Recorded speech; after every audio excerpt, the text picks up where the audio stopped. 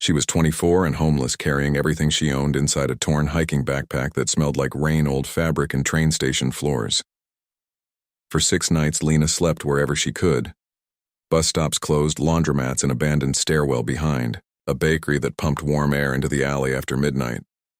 She had stopped calling people, stopped expecting anyone to answer. 2 months earlier, she still had an apartment, a steady job restoring antique glass pieces for a tourist shop downtown.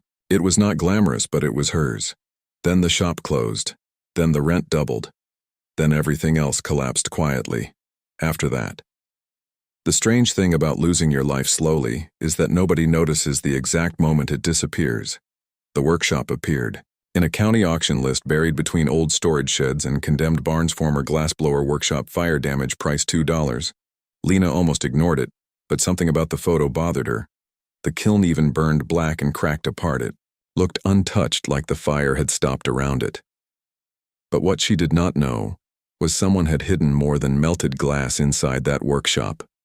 And beneath the ashes of that kiln, a secret had been waiting for over 40 years. A secret connected to her family in ways she could never imagine. Before we continue, if stories like this about forgotten places, quiet struggles, and second chances mean something to you, take a moment to subscribe. Sometimes the smallest stories leave the deepest marks. Lena's grandfather was named Arthur Vale. Most people in town remembered him for 2 things: his silence and his hands. He was a glassblower long before factories replaced people with machines. He worked slowly, carefully, like every piece of glass carried a heartbeat inside it. When Lena was little, she used to sit on a wooden stool near his workshop while he worked the furnace. The room always smelled like smoke, hot sand, metal, and burned newspaper. And underneath all of it, something warm, something safe.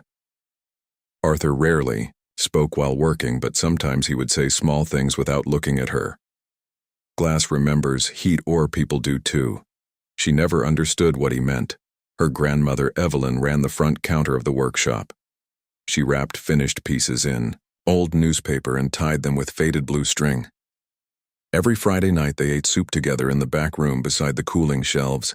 Thick bread, quiet conversations, and the ticking sound of cooling glass. After her mother left, silence became the language of the house. Her mother disappeared when Lena was 8. No note, no goodbye, just gone. Arthur never talked about it. But Evelyn cried while washing dishes for nearly a year afterward. Quietly, the kind of crying people try to hide.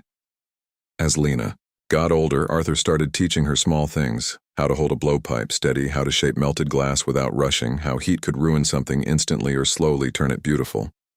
Most people force things, he told her once. But fragile things do not survive force. That sentence stayed with her for years, especially later after Arthur died. The workshop closed not long after that. Evelyn could not keep it running alone. Bills stacked up, machines broke, customers stopped coming. Eventually, the building was sold, then abandoned, then forgotten. At least that is what everyone thought. Years later, after Evelyn passed away, Lena found an old photograph inside a kitchen drawer. Arthur standing beside the workshop kiln, but someone had scratched a small symbol into the corner of the photo, a circle with a line through the middle. At the time, it meant nothing. Still, she kept the photo even after she lost almost everything else. The workshop sat 3 hours outside the city near an old river road. No one used anymore. Lena took 2 buses, then walked. The farther she went, the quieter the world became. The road narrowed into cracked gravel surrounded by dead grass and leaning telephone poles. Rain clouds hung low above the hills. When she finally saw the workshop, she stopped walking. The place looked wounded. Half the roof had collapsed inward, windows blackened from smoke, and one side carried long burn scars climbing the brick walls. Nature had already started swallowing it. Weeds through floorboards, vines around gutters, broken glass buried in mud, but the kiln, even from outside, felt wrong. Too intact, too untouched. The giant stone structure stood near the center, beneath the collapsed roof covered in soot, but still standing like it had survived, something the rest of the building could not. Lena pushed the door open slowly. It groaned like something waking up. Inside smelled like wet ash, and cold brick dust floated through gray light leaking from holes above. Every step echoed, and somewhere deeper, Inside, water dripped slowly into metal tick-tick-tick. The building did not feel empty, it felt paused. The first night Lena slept beside the old front counter wrapped in a coat she found hanging behind a door. She barely rested, not because of fear, but because of soft scraping noises inside the walls. At first she blamed rats, old pipes whined, but the sounds always stopped near the kiln, every time. The next morning she explored carefully. Old tools still lined parts of the walls, most destroyed by smoke, but one shelf remained untouched. On it sat 3 glass birds covered in ash. Perfect, no cracks, no fire damage. That made no sense. She lifted one carefully. Underneath it was the same symbol from the photograph's circle line through the middle. Her stomach tightened. That night she examined the kiln more closely. The bricks near the bottom looked newer, different color, different texture, like someone repaired only one section. Days passed.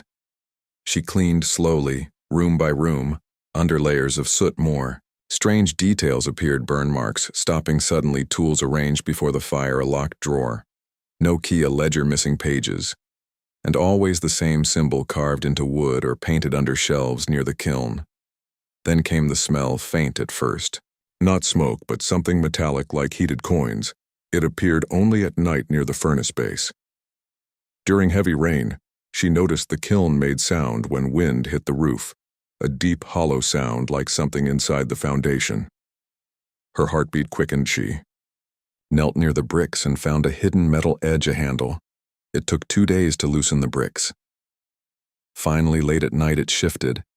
A grinding sound echoed through the workshop. Behind the kiln base, a narrow iron door opened inward. Cold air spilled, out still air preserved. Lena stared into darkness, a hidden chamber. She stepped inside, stone walls, wooden shelves, untouched dust from decades. At the center, a wooden chest wrapped in oilcloth. Beside it, a leather journal, Arthur Vale.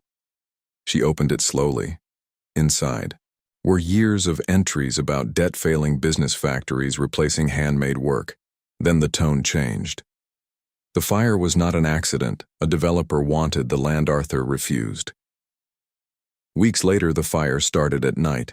Someone tried to destroy the workshop. Itao survived long enough to hide something before authorities arrived.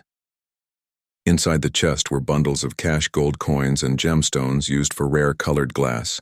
Underneath everything, a folded letter addressed to Lena. It was from Evelyn, she explained. Everything. Arthur believed Lena would return, not for money, but because people returned to places that once made them feel safe. You were the only one who watched him work with wonder instead of greed. Lena cried quietly.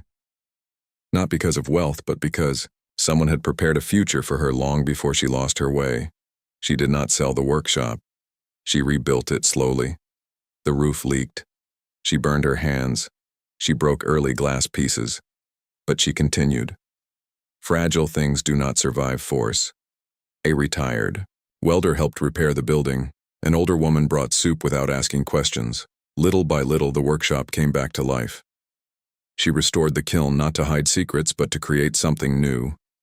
People returned, tourists, collectors, strangers, but she kept the hidden chamber untouched because it reminded her that love sometimes survives quietly beneath ruin waiting. Some people inherit money. Others inherit pain. But sometimes they inherit proof that someone believed they were worth saving. Years later, she stood beside the kiln at night after customers left. The workshop smelled alive, warm glass, fresh coffee rained through open windows. She still kept the photograph. Now she understood the symbol. Not every fire destroys things. Some reveal what was hidden all along. Home was not a building. It was the feeling someone left behind for you, hoping you would find your way back. If this story meant something to you, subscribe for more stories like this.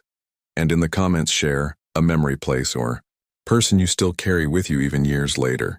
Sometimes the things we never fully lose are the things that save us.